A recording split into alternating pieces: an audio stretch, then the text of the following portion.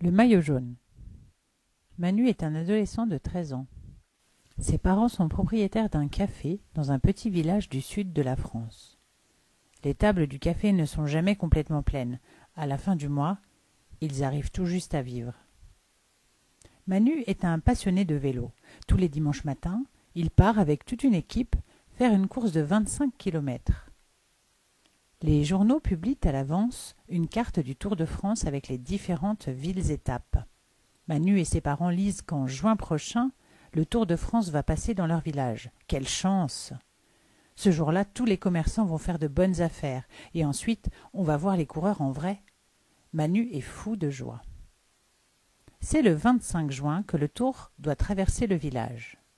2 jours avant, des voitures publicitaires arrivent avec leur musique. Tout le monde sort dans la rue. Il y a des distributions de cadeaux, des casquettes, des bonbons, des boissons fraîches, des souvenirs. Il y a déjà une grande animation.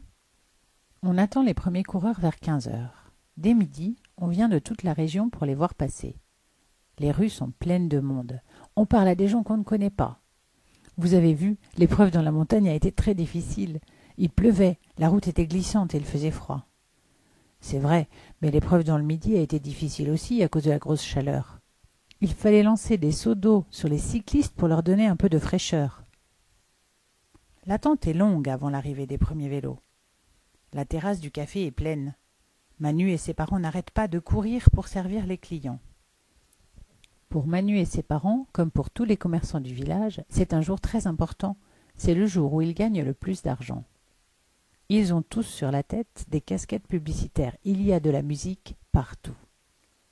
Le premier peloton passe en quelques secondes sous les bravos de la foule. Ils roulent si vite et si serrés qu'il est impossible de les reconnaître.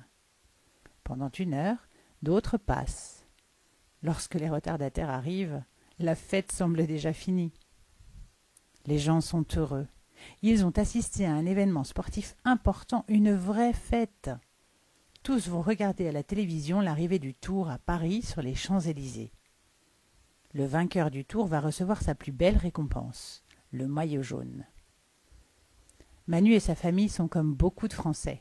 Ils se passionnent pour le Tour de France.